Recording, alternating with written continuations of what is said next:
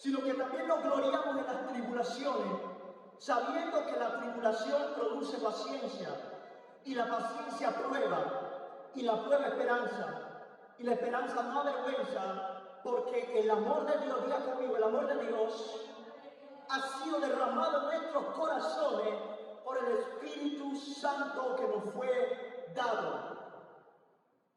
Allí mismo en el verso 19 dice, porque así como por la desobediencia de un hombre, los muchos fueron constituidos pecadores, así también por la obediencia de uno, los muchos serán constituidos justos.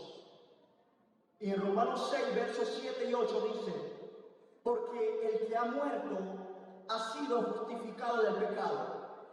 Y si morimos con Cristo, creemos que también viviremos en Él. Gracias, Jesús, por tu palabra.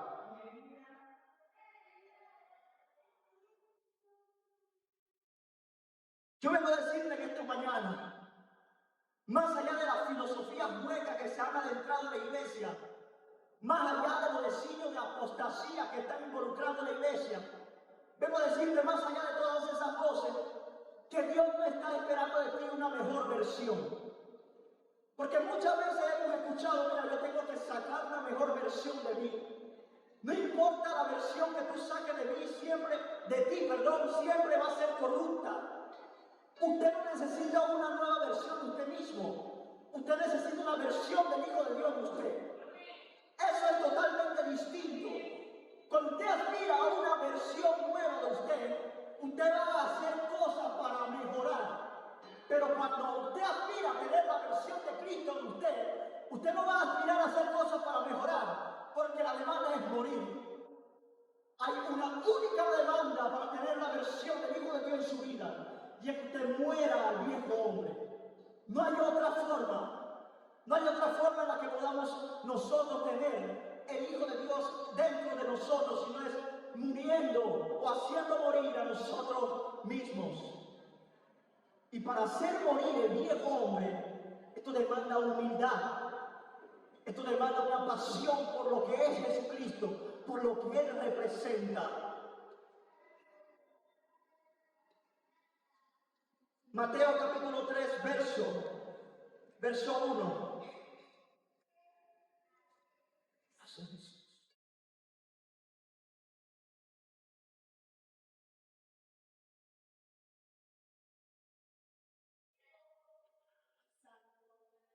Mateo 3, verso 1. Dice, en aquellos días vino Juan el Bautista predicando en el desierto de Judea. Y él tenía solamente una predicación. Y decía, arrepentidos, porque el reino de los cielos se ha acercado. El verso 3 dice, ¿quién era Juan el Bautista? Y dice, pues él es aquel de quien habló el profeta Isaías cuando dijo, voz del que clama en el desierto, preparad el camino del Señor y enderezad sus sendas. Y aquí quiero hablarte de algo. Hoy vamos a hablar del sacrificio de Jesús, pero también vamos a hablar del sacrificio que Dios espera que tú ofrezcas en medio de tu desierto. Porque los desiertos es para que nosotros ofrezcamos sacrificio. Cuando Dios saca al pueblo de Israel de Egipto, le dice a Faraón, deja ir al pueblo para que me celebre fiesta en el desierto. Pero esta fiesta no es como las fiestas paganas que nosotros conocemos hoy día. Las fiestas de Dios siempre demandaban sacrificios. Siempre había que ofrecer sacrificios. Y lo que Dios estaba diciendo, mira, ellos me van a celebrar sacrificio en el desierto. Yo creo que es en medio del desierto cuando hay una mayor evidencia o una mayor manifestación de Dios sobre nuestras vidas. Yo soy un hombre que ha sido muy procesado en desiertos. Yo podría decir, si en algo yo puedo ser experto hoy por hoy es en los desiertos. Pero es en medio de los desiertos que yo he tenido una mayor revelación del amor de Dios sobre mi vida. Y usted dirá, pero ¿cómo si Dios me ama tanto, me permite ir o me lleva a un desierto? ¿Por qué Dios hace esto? Que si Él me ama tanto, ¿por qué se producen circunstancias o situaciones que al parecer son contrarias a ese amor confesarme. Diga conmigo, amor eterno. Hay un amor muy superficial, pero hay un amor que el enemigo aborrece y es el amor eterno de Dios. Cuando Jeremías pensó que Dios le había abandonado, cuando Jeremías pensó que de repente ya no iba a tener más experiencia con la voz de ese Dios, él dice, con amor eterno yo te he amado. No hay nada más que seduzca a un hombre o una mujer de Dios que cuando Dios abre el corazón y le dice, yo te amo, pero no te amo superficialmente, no te amo con condiciones como te aman los hombres, yo te amo hasta la eternidad.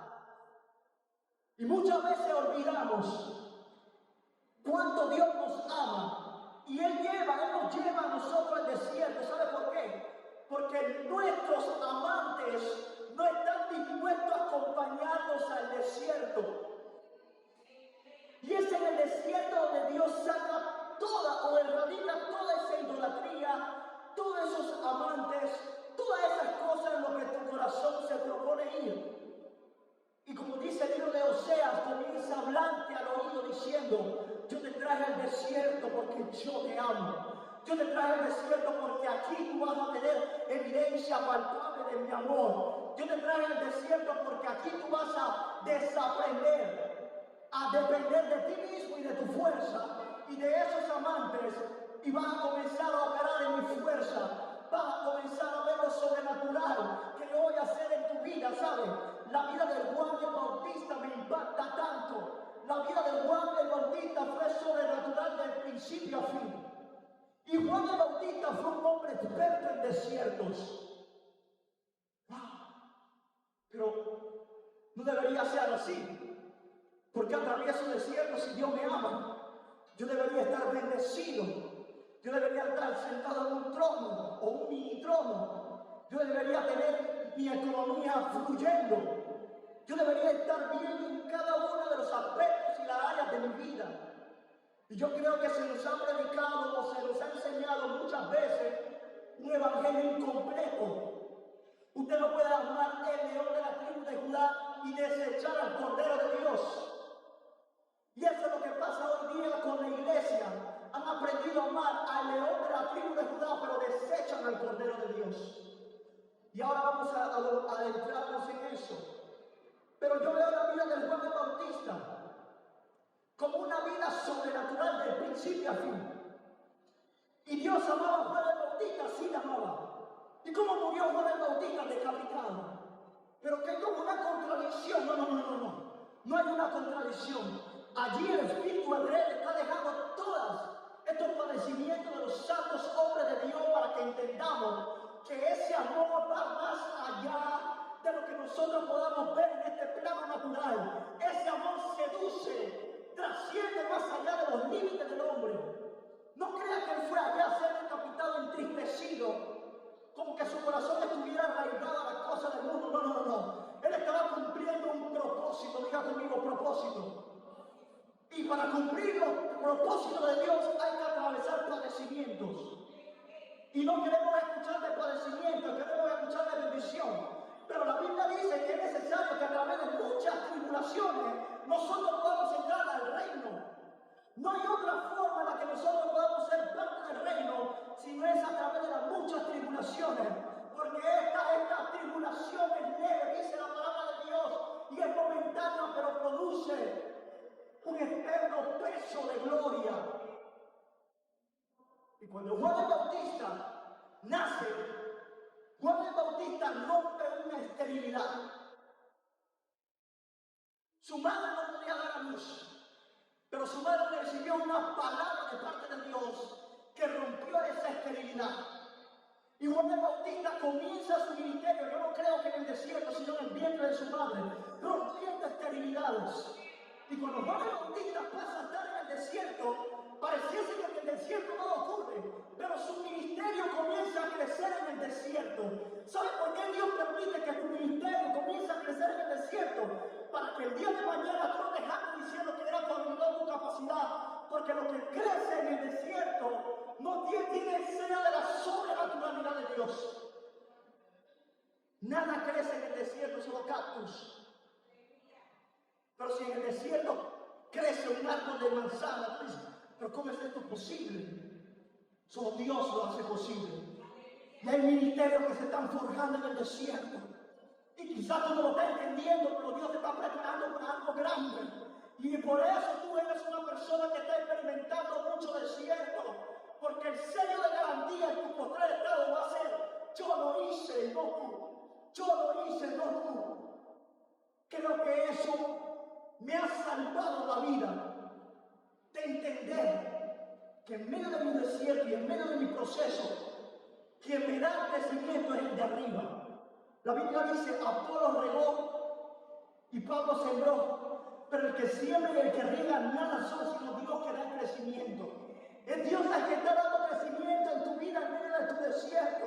Es Dios que te está dando crecimiento ministerial, aunque tú ahora no lo puedas ver.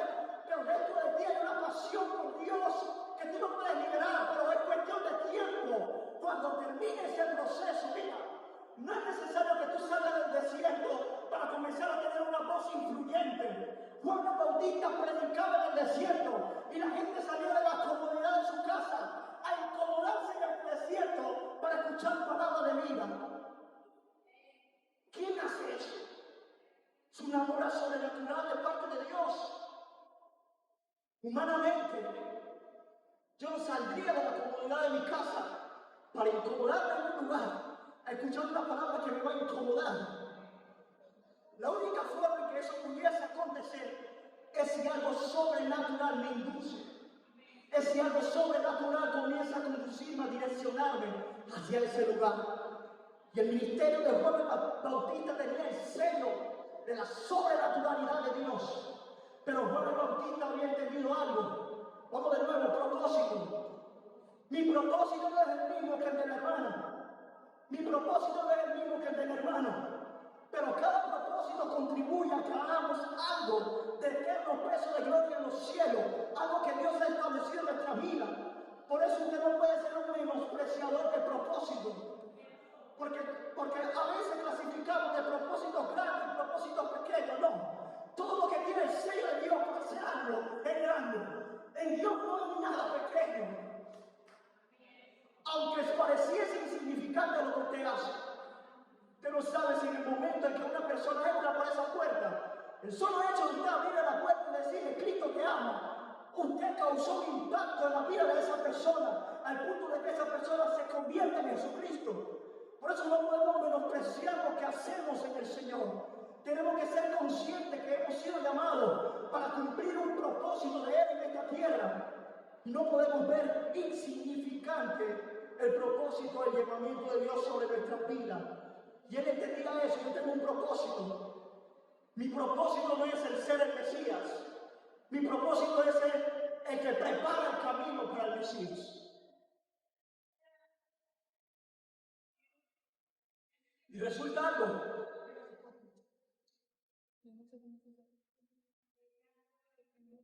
Mateo 3:13. Hacia Jesús.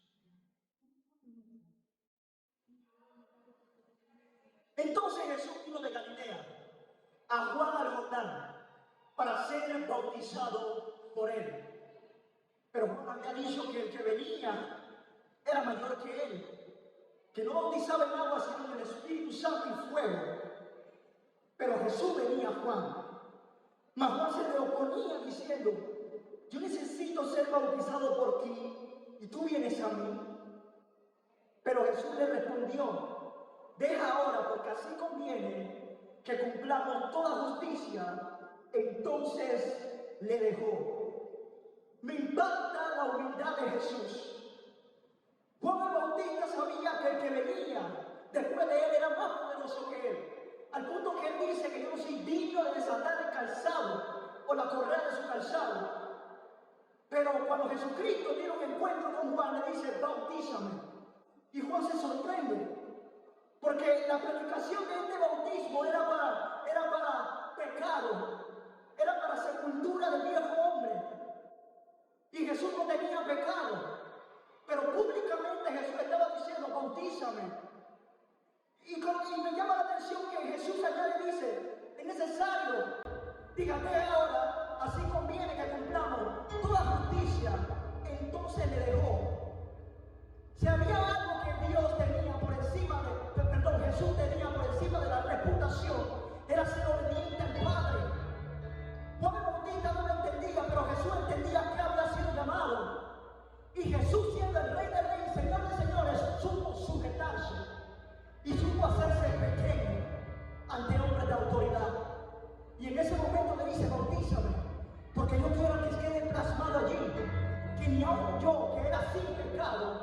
rehusé el bautismo, ¿cuánto más nosotros? ¿Cuánto más nosotros? Él sin perfecto, sin mancha, diciendo es necesario que así acontezca para que cumpla toda justicia. Si hay algo que Jesús dejaba en claro, dejaba previsto en todas las escrituras, es que Él nunca buscó su propia gloria. Jesús, a comparación de nosotros, era bueno, pero cuando se dirigían hacia Él, le decían, maestro bueno, y Él decía, ¿por qué me llaman bueno? Bueno solamente hay uno, el Padre. Sabía a quién llevar, atribuir toda gloria. El ministerio de Jesús fue siempre, de principio a fin, adoración a Dios. Y esta adoración no es solamente cánticos y himnos, estamos hablando de una vida rendida a obediencia a Dios. No hay mayor adoración para un hombre y una mujer de Dios que la obediencia. Cuando el pueblo de Dios entienda esto, entonces podemos constituirnos como los adoradores que Dios está buscando, que son verdaderos adoradores que adoran al Padre en espíritu y en verdad.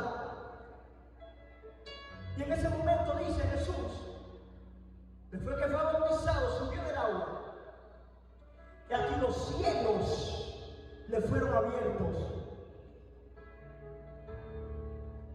y vio al Espíritu de Dios que descendía como paloma y venía sobre él. Y hubo una voz de los cielos. Mira lo que decía esta voz: este es mi Hijo amado, en quien tengo complacencia. Voy a repetirlo nuevamente. Este es mi Hijo amado, en quien tengo complacencia. Yo voy a llevarte ahora en estos momentos a una retrospectiva. ¿Usted recuerda cuando usted por primera vez tuvo un encuentro con el amor sobrenatural de Dios? Usted no reunía los requisitos, usted no tenía la característica que reunía Jesús, pero usted puede escuchar esta misma voz: este es mi Hijo amado en quien me complazco, este es mi Hijo amado que estaba perdido y ahora ha sido encontrado. Y usted no reunía los requisitos, pero la voz de Dios estaba allí diciendo: tú eres mío, yo te amo, con amor eterno te he amado. Y resulta, a mí me impacta esto. Cuando esa voz sale del cielo, se supone que lo que viene después de allí debería ser algo glorioso, pero lo que vino después de esa voz fue desierto. Y dice: entonces Jesús fue llevado por el Espíritu al desierto para ser tentado por el diablo. Dios había dicho: este es mi Hijo en quien yo me complazco. Y naturalmente cuando yo veo ese pasaje, yo digo: wow, si Dios se complace tanto, dale un trono, dale riqueza, dale bendiciones. Porque así es como miramos en este evangelio limitadamente, que pensamos que como alguien o como uno es hijo de Dios, tiene derecho a tener todas las cosas a vida y por haber. No funciona así. Usted solamente va a ser equipado con lo necesario para que usted pueda cumplir su propósito en esta tierra. Y dice: entonces Jesús fue llevado por el Espíritu al desierto para ser tentado por el diablo. Y después de haber ayunado 40 días y 40 noches, tuvo hambre. Diga conmigo: tengo una humanidad, pero también tengo una palabra, y es que Dios me ama. Y decía, y vino a él el tentador y le dijo, mira lo que le dice: si eres hijo de Dios, di que estas piedras se conviertan en pan.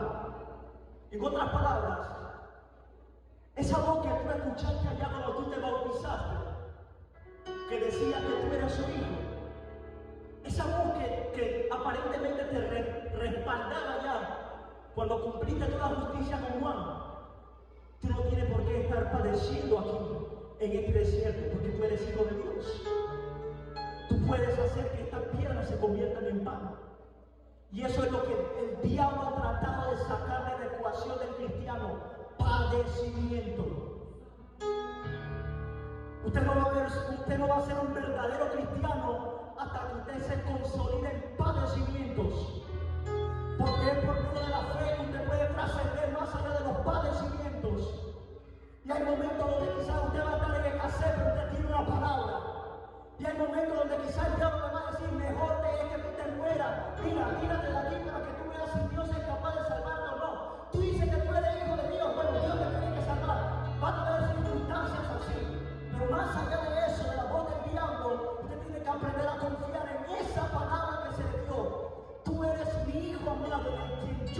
complazco.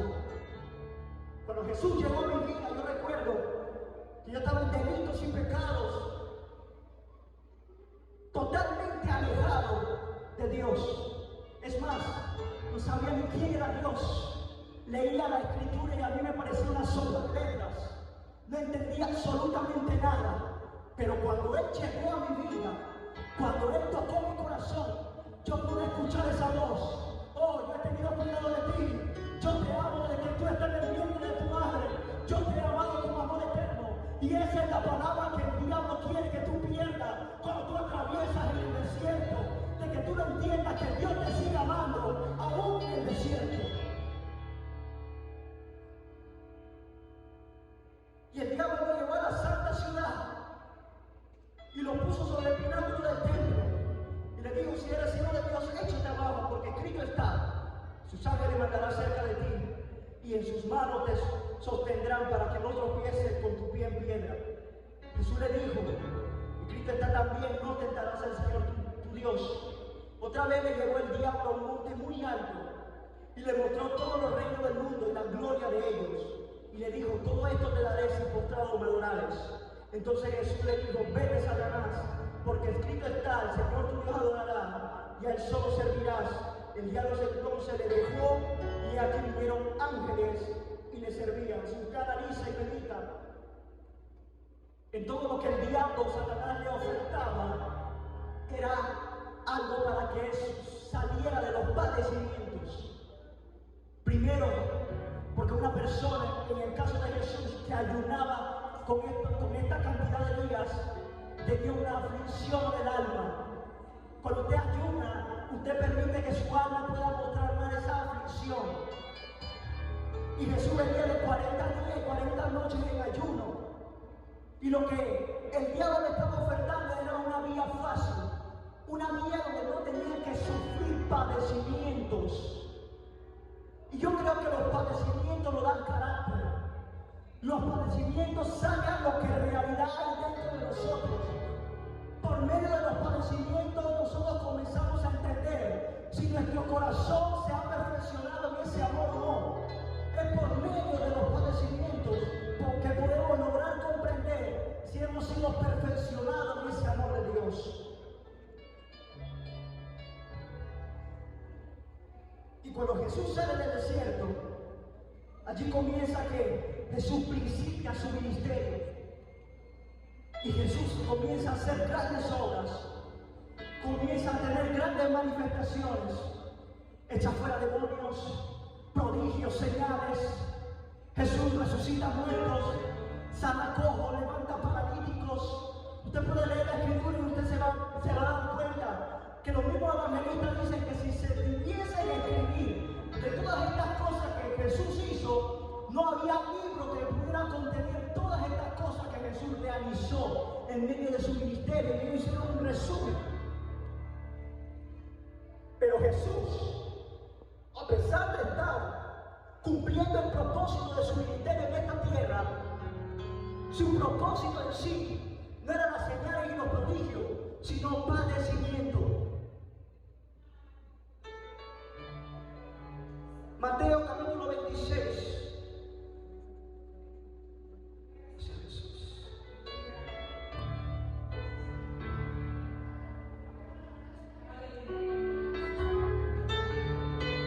Mateo 26, 36. Entonces llegó Jesús con ellos a un lugar que se llama Getsemaní. Y dijo a sus discípulos: sentaos aquí, entre tanto que voy allí y oro. Tomando a Pedro y a los dos hijos de Zebedeo, comenzó a entristecerse y a angustiarse en gran manera. Y mire lo que Jesús dijo: mi alma está muy triste hasta la muerte. Quedaos aquí y velad conmigo. En medio del proceso, dice la palabra de Dios que el alma de Jesús había entristecido tanto que sentía la muerte. El Jesús que había caminado sobre las aguas, el Jesús que había levantado muertos, el Jesús que había levantado paralíticos, que había sanado ciegos, ahora tenía un alma entristecida. Tenía un alma entristecida, afligida, por causa del propósito, por causa de lo que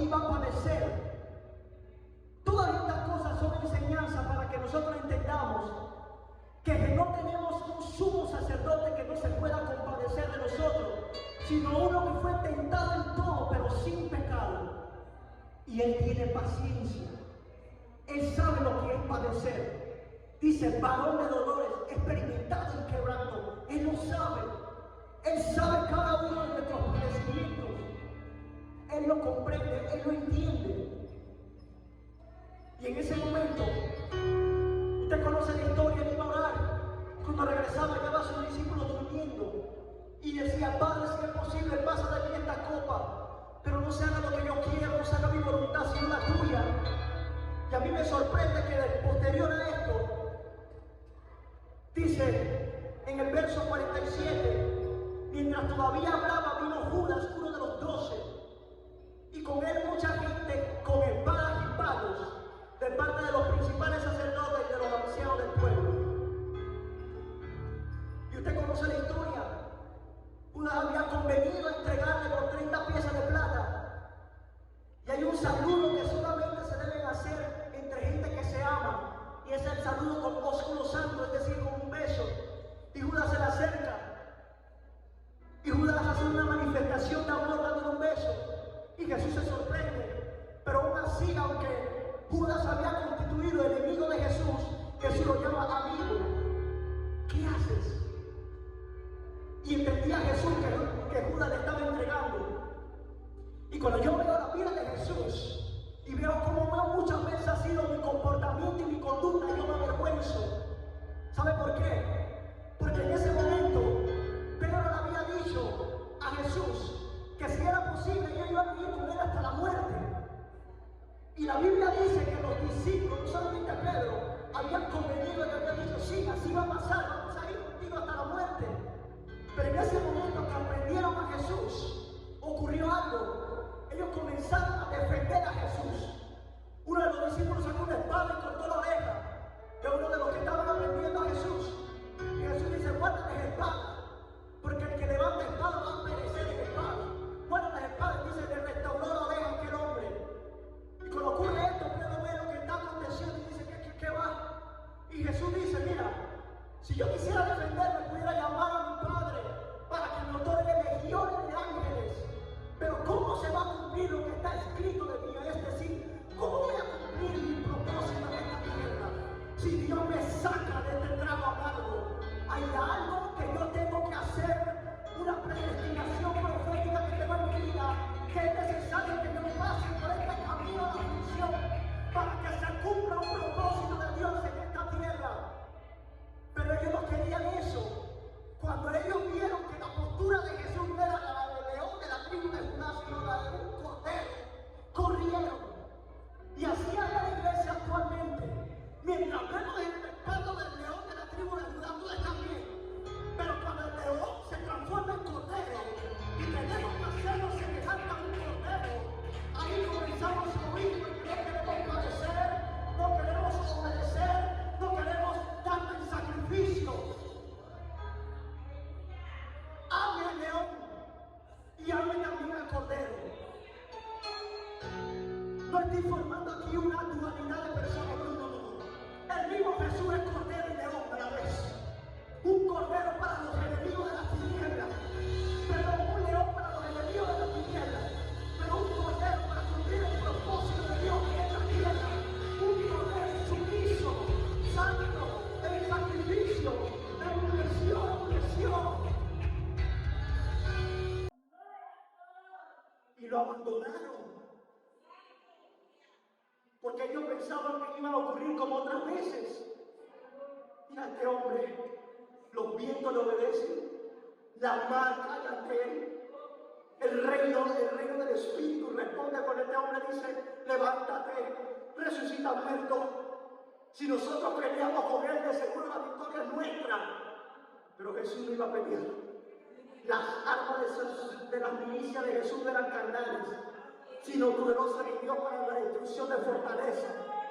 Y cuando ellos vieron que aquel león se había hecho un cordero, huyeron, se fueron. Y esto nos da una lección a nosotros, porque estamos muy dependientes de la revelación y la unción del poder. Y poco a poco vamos desechando la vida de humildad y de obediencia. Y Dios me está llamando nuevamente a que entendamos eso. Yo puedo ser Si Dios quiere o a Dios le place, como Él quiere usarme, yo puedo predicar con usted aquí como un león muchas veces, pero en el lugar secreto yo digo, Señor, aquí solamente yo tengo que ser un cordero, porque el león eres tú. Ayúdame a ser obediente a ti. Ayúdame, Señor, a rendirme, Padre, a rendir mi voluntad, a quebrarme y a servir, Señor, que me impida obedecerte, que me impida alinearme a tu palabra, Señor. Porque tengo una humanidad. Y lo dejaron solo, iglesia. Y Él nunca recriminó a ninguno de sus discípulos el hecho de haberle dejado solo. Porque hay procesos que están destinados a que tú los pases solo. Por eso tú no puedes venir a recriminarme. ¿Dónde tú estuviste cuando yo? ¿Dónde tú estuviste cuando yo no? Dios no opera así. Si en un momento tú atravesaste tu desierto y tú tienes experiencia con Dios a través de ese desierto, tú sabes cómo ayudar a un hermano, ayúdale. Porque Dios te capacitó para ello. Y usted conoce la historia. Acompáñenme. Mateo 27, verso 33. Usted sabe todo lo que pasó. Jesús, Mateo 27, verso 33. Desde ese momento en que le aprendieron, Jesús no oró por legiones. Jesús se enmudeció, se mantuvo como un cordero, se mantuvo allí dócil. Y eso me impacta porque la Biblia dice que lo habían desnudado. Escuche eso. Lo desnudaron y le pusieron una túnica encima, le pusieron una corona de espinas y le pusieron un cetro de madera en la mano. Y con ese mismo cetro lo agarraron y le golpearon la cabeza. Y todo eso le estaba pasando enmudecido. Todo eso le estaba pasando no por la gloria que él iba a recibir de estar sentado en un trono porque ya él venía allí, sino por el gozo que le fue puesto delante, y es ver a ti y a mí con él, sentado con él juntamente en lugares celestiales, puestos que no teníamos nuestro honor. Esa era la misión de Jesús en medio de su proceso. Porque el amor no busca lo suyo propio. Él no estaba pensando en que iba a retomar el trono. Él estaba pensando en que una generación como la nuestra iba a estar juntamente con él allá arriba. Y todo eso lo sufrió. Todo eso lo soportó. Cuando yo reflexiono y medito en eso y veo mi problema, yo digo, yo me quedo de pequeñeces. Y me comienzo a avergonzar, ya no me quiero quejar más. Porque los padecimientos de ellos son comparables a lo que yo he padecido. Estos hombres, incluyendo a Jesús y sus discípulos, sufrieron el pecado hasta la sangre y aún hasta la muerte vergonzosa. No había peor muerte en esa época que una muerte de cruz. La muerte de cruz era una muerte sumamente vergonzosa. Ahí llevaban a los peores criminales. Y cuando Jesús estaba en esa cruz, que se burlaban de él, que le decía, mira, tú eres hijo de Dios, no dices tú que eres hijo de Dios, demuestra ese poder de hijo de Dios y bájate de esa cruz. Y yo comienzo a ver que lo mismo que el diablo le decía en el desierto, era lo mismo que le estaba diciendo ahora públicamente. Tú eres hijo de Dios, ¿qué haces en una cruz? Tu identidad está condicionada a tu padecimiento. Tú eres hijo de Dios por medio de aquel que te amó. No importa tu condición o situación, no importa lo que tú estás atravesando, eso no te quita la identidad de hijo. Y le estaban diciendo eso a Jesús. Y yo creo que si Jesús hubiera fallado en el desierto, hubiese fallado también en este momento. Pero lo que mantuvo en la cruz fue una obediencia hasta lo más bajo. Me llama la atención que Jesús, en medio de este padecimiento de cruz, decía, Elí, Elí, lama sabactani. Y algunos decían, mira, Elías llama a este. Porque no entendían lo que Jesús estaba hablando con el Padre. Estaba hablando en códigos, en la lengua aramea. Y él solamente entendía la comunión que tenía con el Padre. Pero lo que Jesús le estaba diciendo al Padre, Padre, ¿por qué me has desamparado? Y yo digo, esto. Cuando Jesús va a resucitar a Lázaro, Jesús comienza a orar al Padre y le dice: Padre, yo sé que tú siempre me oyes, pero yo oraba no porque yo no crea, sino porque lo que yo quiero, lo que está en mi alrededor, quiero que sepan que tú me enviaste. Y yo creo que esto adrede lo ha dejado el Espíritu Santo de Dios para que de igual forma nosotros entendamos esto, que el enviado de Dios tuvo que pasar padecimientos. En ese momento había una desconexión entre Jesús y el Padre. Por eso en ese momento él había sentido que la presencia de Dios no estaba con él. Pero aunque él sintiera eso, ya había una palabra que se le había dado antes que él entrara en el desierto y era: tú eres mi hijo amado en quien yo me complazco. Las circunstancias y los padecimientos no pueden eclipsar la palabra que se te dio ese día, en que Jesucristo se te reveló el día en que Él hizo surgir su amor en tu vida. Todo esto Satanás lo usa para que nosotros olvidemos lo que Jesús o lo que el Padre nos dijo el día que estuvo a nuestro encuentro, para que nosotros olvidemos lo mucho que el Padre nos ama. Porque el enemigo sabe que nuestro amor es condicional a ese amor de Dios. Dice: nosotros le amamos a Él porque Él nos amó primero. Por eso yo no comparto una canción que anda por allí que dice que si Él dejara de amarle, Él todavía le seguiría amando. No, eso no puede pasar. Nuestro amor está condicionado al amor de Él. Y eso siempre el enemigo quiere que tú lo olvides. Porque Él sabe que si el día que Él te hace dudar del amor de Dios, tú comenzarás a dudar de tu amor por Él. Y no nos podemos permitir eso. Si Dios nos amó en nuestro delito y pecado, porque ninguno de nosotros practicaba justicia, pero Dios nos amó, ¿cuánto más ahora que hemos sido justificados por la sangre de Jesucristo? Eso es lo suficientemente poderoso para volvernos la dignidad cada uno de nosotros. Que Él nos amó condicionalmente, Él me amó sin condiciones. Él me amó porque Él me despreció. Él simplemente quiso. Él vio ese lado de lado y dijo: me place hacer algo con Él o con. Solo fue así, más nada. La misericordia de Dios trasciende todo. La misericordia de Dios no es más que un corazón que se acercó a nuestras miserias. Porque misericordia viene de misericordia, viene de corazón. El corazón de Dios que se acercó a nosotros a pesar de nuestras miserias. Y me llama la atención: si usted quiere ser perfecto en esta vida cristiana, comience a practicar misericordia. No solamente con lo que usted le agrada, sino también a los que se constituyen como sus enemigos. Comience a practicar misericordia. Mira, no hay juicio de condenación para los hijos de Dios. La Biblia dice que el juicio se le hará al que no hiciera misericordia, y que la misericordia triunfa sobre el juicio. Juicio sin misericordia se le hará al que no hiciera misericordia, y que la misericordia triunfa sobre el juicio. Y uno de los evangelios dice: sea misericordioso como el Padre es misericordioso. Pero otro de los evangelistas cambia la palabra misericordia y dice: sean perfectos como vuestro Padre los cielo es perfecto. Lo que me da a entender que cada vez que yo soy misericordioso, me acerco más y más a la perfección de Dios. Hay que volver a ser misericordioso. Hay que volver a acercar el corazón a la miseria de otro, aunque no lo merezcan. Hay que volver a acercar el corazón.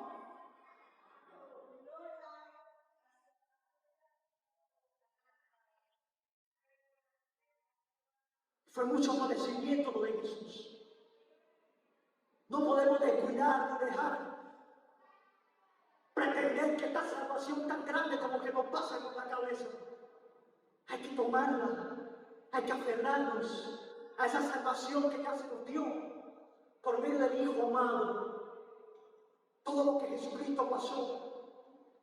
La primera vez en la historia de la humanidad que Dios estaba transitando en esta tierra, y los hombres, en vez de recibirlo, comenzaron a golpearle. Era la primera vez que un hombre podía golpear a Dios.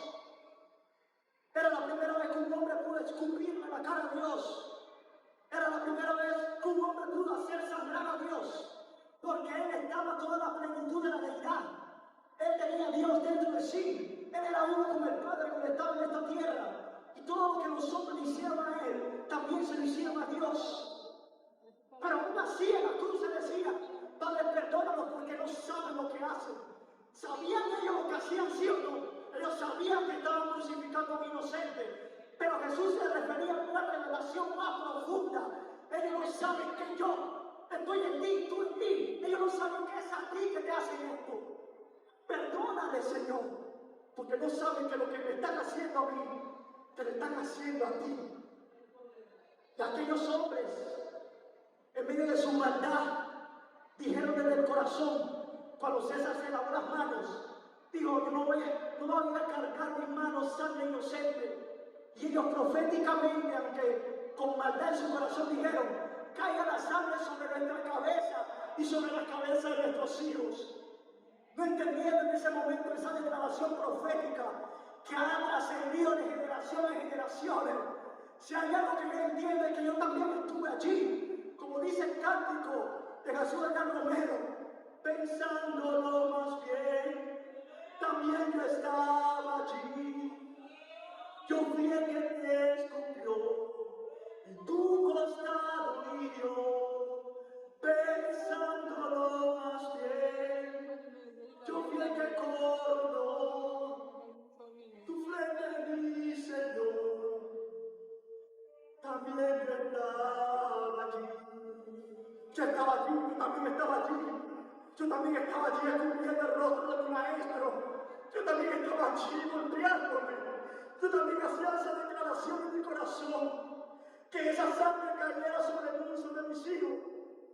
Y usted puede ver que toda esa declaración maligna y todo lo que los hombres hicieron en ese entorno para quitarle la vida al justo de los justos, Dios los utilizó para un bien mayor. Dios los utilizó para beneficiar generaciones. Dios los utilizó para beneficiar a ellos mismos, a limpiarlos de su pecado.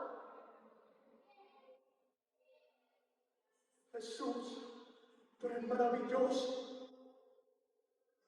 Estaba allí, en la vergüenza pública, desnudo en la cruz, siendo golpeado, siendo injuriado, menearon la cabeza. Gente que había visto todo lo bueno que él había hecho, también estaba gritando: crucifíquenle. Cuando yo medito en esto, mi corazón se compunge, porque yo a veces olvido esto, soy sincero. A veces olvido los padecimientos del Maestro. Y olvido que he sido llamado también a padecer, porque si yo estoy crucificado, también estoy padeciendo juntamente con Él. Ya no vivo yo, vive Cristo en mí. Y cuando yo medito en eso, se compunge mi corazón por mi amado. ¿Cómo Él pudo amarme así? ¿Cómo Él pudo amarnos a cada uno de nosotros? De esa forma, de esa manera. Le dieron vinagre para que bebiera con hiel. ¿Saben? Los romanos utilizaban esto como un analgésico para mitigar el dolor de la persona que estaba siendo crucificada. Y dice la Escritura que lo probó una vez y después desistió. ¿Sabe por qué? Porque él quería tener conciencia de ese padecimiento. Él quería tener conciencia de ese sacrificio. ¿Sabe por qué? Porque en ese sacrificio había adoración. Él no podía perder los 4 elementos que están incluidos en el mandamiento. Amarás al Señor con toda tu fuerza, con toda tu mente, con todo tu corazón, con toda tu alma. Él sabía que si eso funcionaba como un analgésico, iba a perder conciencia de lo que estaba haciendo. Y ya la mente no iba a estar alineada adorando a Dios. Y él dijo: ¿tú sabes qué? A pesar del dolor, yo no voy a padecer. Porque más que un sacrificio, este es mi momento sublime de ofrecer mi más alta adoración. Mi más alta adoración al Padre.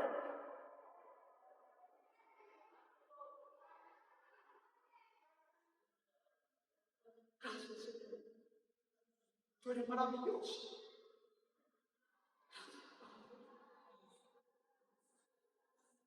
Primera de Corintios, capítulo 13.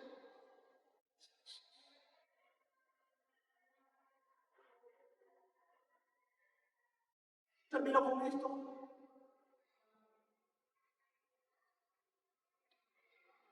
Si yo hablase en lenguas humanas y angélicas y no tengo amor, vengo a ser como metal que resuena y címbalo que retiñe. ¿Sabe qué?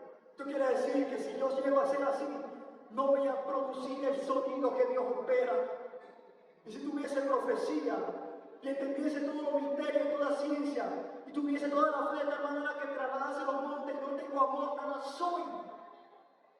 Y si repartiese todos mis bienes para dar de comer a los pobres, y si entregase mi cuerpo para ser quemado, y no tengo amor de nada me sirve. Escucha esto, hay gente capaz de entregar su cuerpo por otro, pero no está no bajo el motor del amor.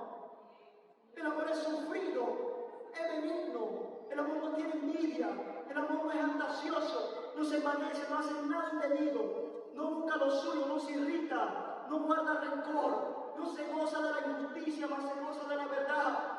Todo lo sufre, todo lo cree, todo lo espera, todo lo soporta. El amor nunca deja de ser, pero las profecías, estamos hablando de dones, estamos hablando de manifestación de unción, se acabarán y cesarán la lengua y la ciencia se acabará, porque en parte conocemos y en parte profetizamos.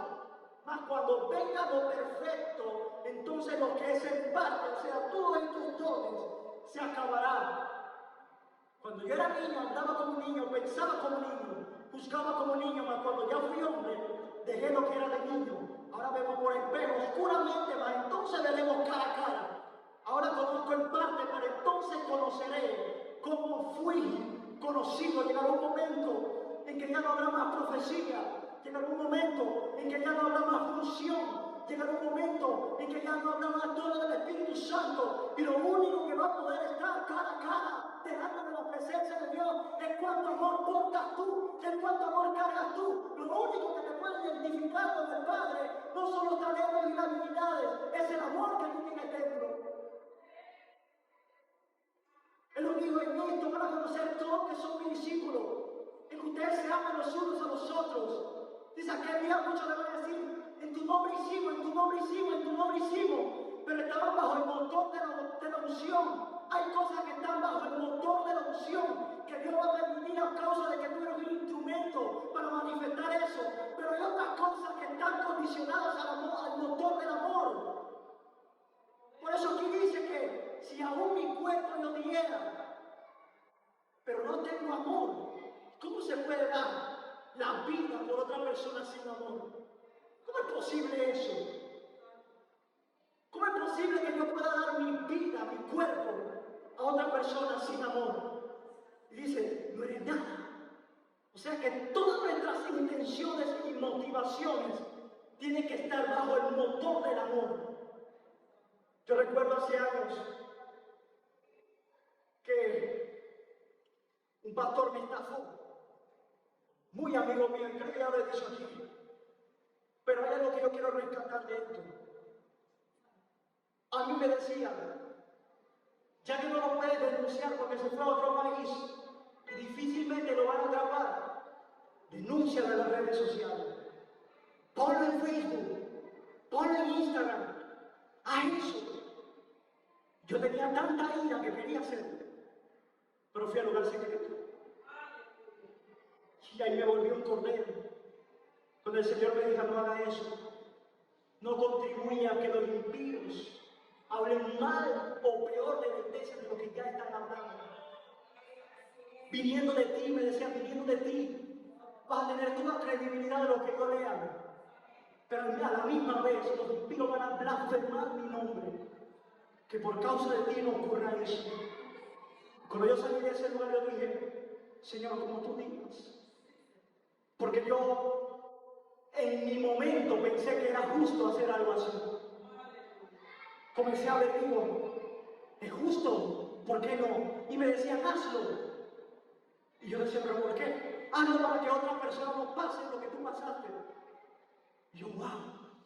Pero déjame revisar estas intenciones y motivaciones en el lugar secreto a ver si es cierto.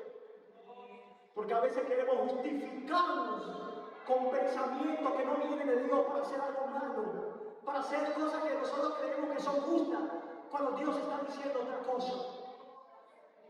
Y en ese momento yo entendí, se me hizo más real que la ira del hombre no obra la justicia. Perdón, que la ira del hombre siempre no obra la justicia de Dios. Y eso me quedó en el corazón. Cada decisión que yo vaya a tomar, trascendental de esa índole, ir al lugar secreto. Señor, ¿qué quieres que haga? ¿Cómo me conduzco? Y Dios me puso un parche en la boca para que no hablara más del tema, hasta que yo fuese restaurado y hasta que Él hiciese lo que iba a hacer conmigo. Y yo creo que si yo hubiese hecho lo que se me aconsejó en ese momento, Dios no me hubiera dado en ese momento lo que me dio en ese momento. Y era devolverme el empleo que yo había perdido a causa de esa estafa. Y Dios cumplió toda justicia conmigo. Dios fue bueno. Dios es bueno. Seamos misericordiosos, iglesia. A mí me llama la atención un pasaje del apóstol Pablo que dice que horrenda cosa es caer en las manos de Dios mismo. ¿Cuántos han leído eso alguna vez? Pero ocurre algo. Cuando David pecó con el censo, le dieron varias opciones a escoger. Y él dijo, no caiga yo en mano de hombre, caiga yo en la mano de Dios, porque grandes son sus misericordias. Entonces, ¿cómo horrenda cosa es caer en la mano de Dios vivo? Mientras David dice que caiga yo mejor en la mano de Dios. Porque hay una gran diferencia. Cuando un impío cae en la mano de Dios, a cuando un misericordioso cae en la mano de Dios. Cuando un misericordioso cae en la mano de Dios, siempre habrá probabilidad de misericordia.